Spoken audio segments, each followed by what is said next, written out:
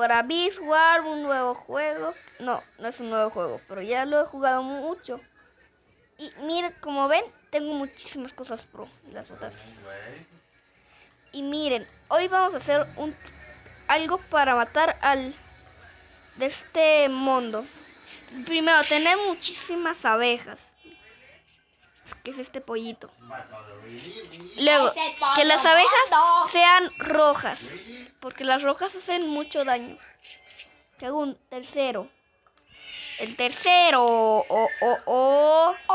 es que tengan un nivel alto. Porque creo que si no lo hacen, pues no sé yo. Entonces no lo hagan, no les recomiendo. Y creo que eso ya es todo. Y tener las abejas de rabia, porque esas te ayudan a hacer más daño, cada una abeja. Y ya vamos a matar al mundito con este pro. Bien rico. Y en mi casa estábamos haciendo albóndigas, pero mini. Están bien ricas. Sí.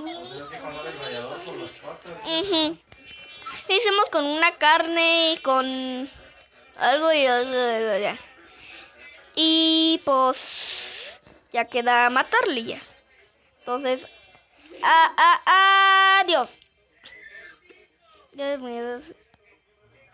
¿Qué? Bueno. Adiós.